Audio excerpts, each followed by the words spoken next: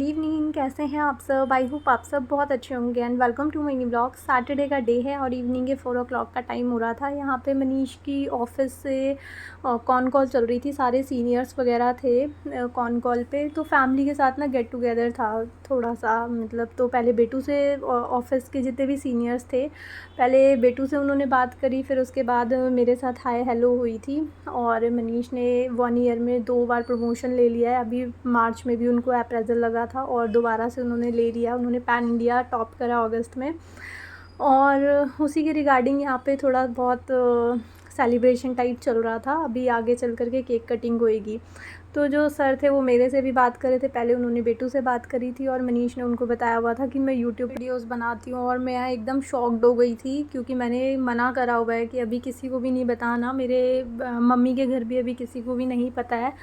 तो मैं शॉक्ड हो गई। मैंने मनीष की तरफ देखा तो उन्होंने मुझे इशारा करा कि चैनल का नेम नहीं पता है अभी किसी को, कि मतलब होता है ना कि तुम खुद मत बता देना।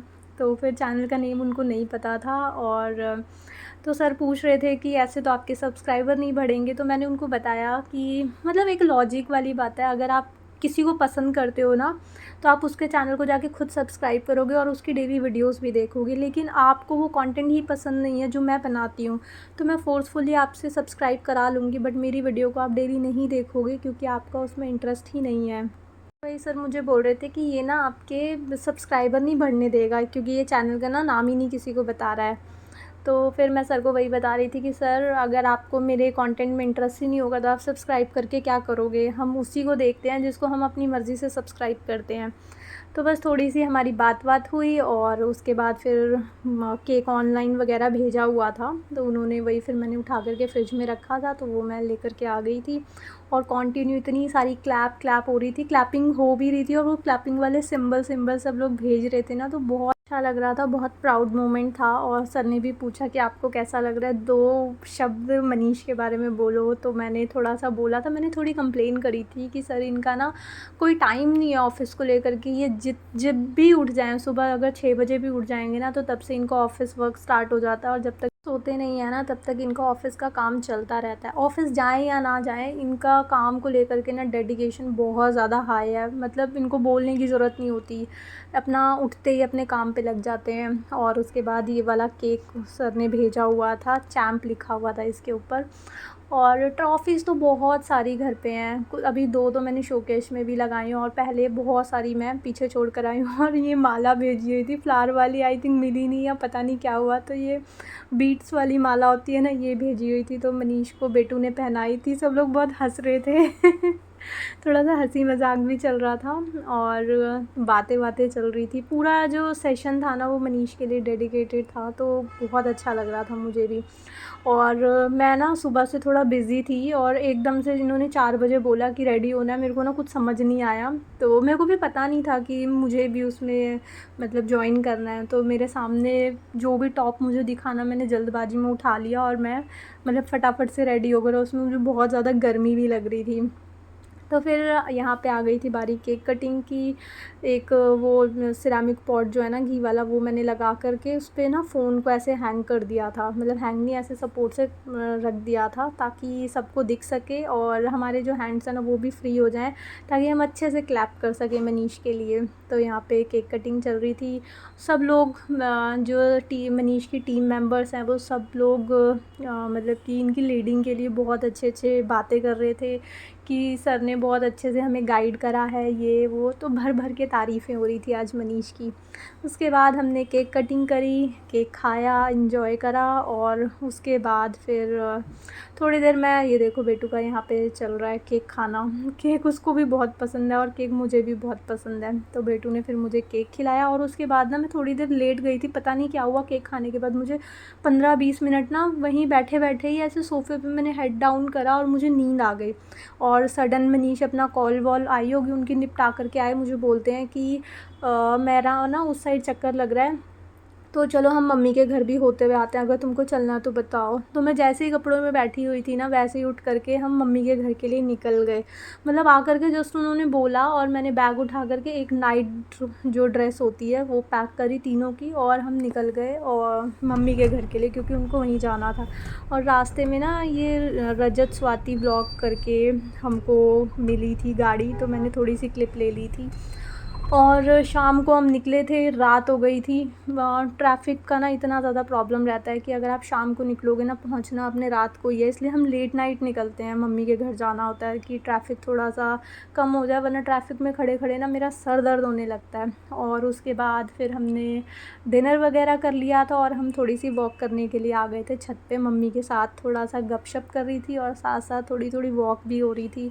थोड़ा सा अच्छा लगता है और छुट्टी हो जाती है। एक तो काम से भी, मम्मी ने खाना बना कर के रखा हुआ था, मतलब बना के नहीं रखा था, इमीडिएट बनाया था।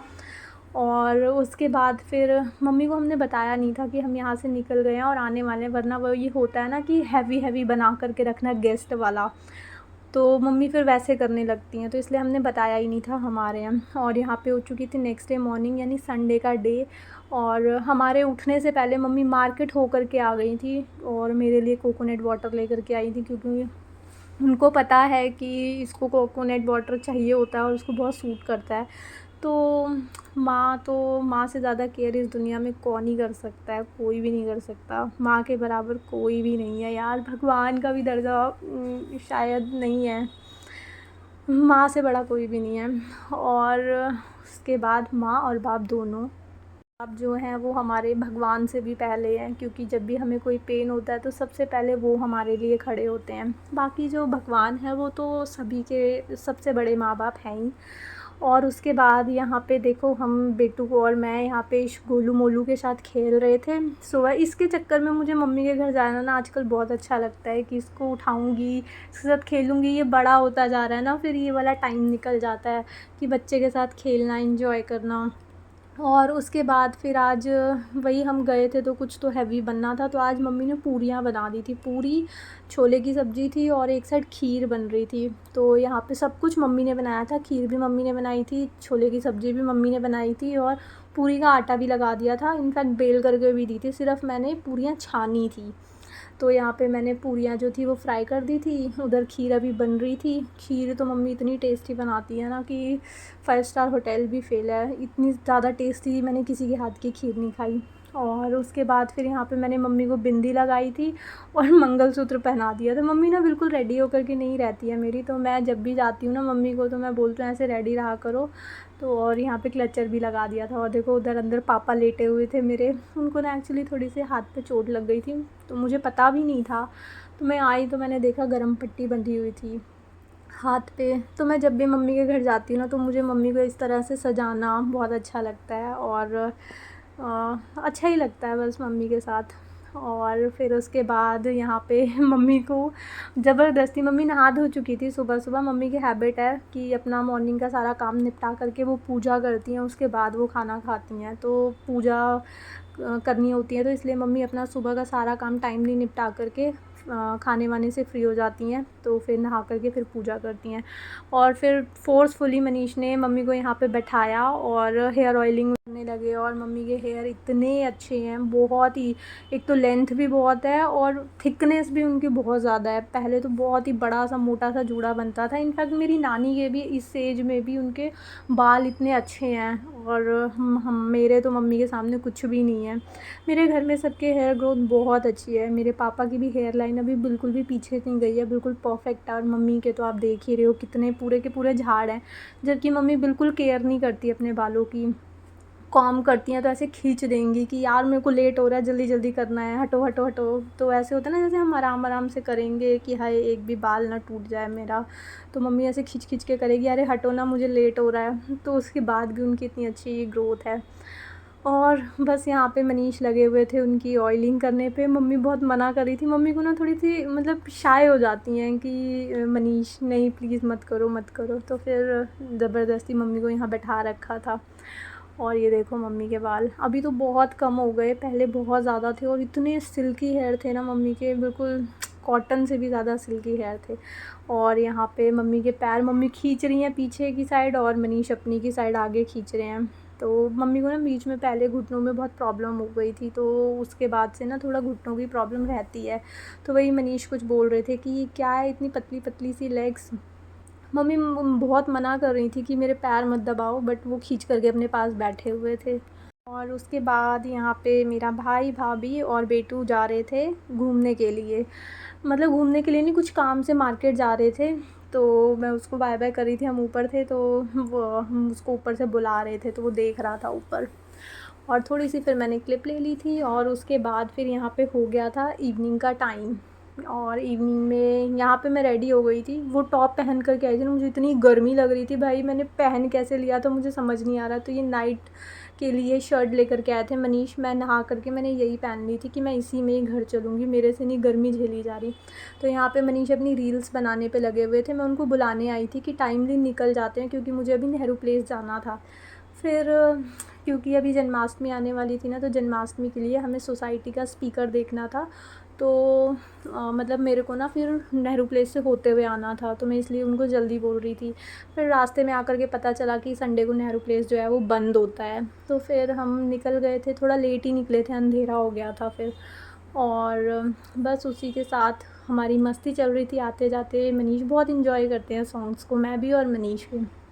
और ये देखो वॉच भी मेरी पहन करके आए हैं, इनकी वॉच इन्होंने पता नहीं कहाँ रख दी थी और जल्दबाजी में मिली नहीं, तो ये बोलते हैं जब तक मिलेगी नहीं मैं तुम्हारी वॉच नहीं दूंगा। तो ये देखो हैंड में मेरी वॉच पहन करके बैठे हैं मैं फ़ोकस ले रही थी, वो उनको लग रहा था कि मैं उनकी वीडियो बना रही हूँ, बट मैं अपनी वॉच दिखा रही थी कि ये देखो मेरी वॉच पे कब्ज़ा कर लिया है मनीष ने। और बस इसी के साथ आज का व्लॉग मैं यहीं पे एंड करती हूँ। आई होप आपको ये व्लॉग अच्छा लगा होगा। अगर आपको ये व्लॉग अच्छा लगे तो इसको लाइक शेयर एंड सब्सक्राइब ज़रूर करना। मिलेंगे एक न्यू वीडियो में, till then take care friends, bye bye.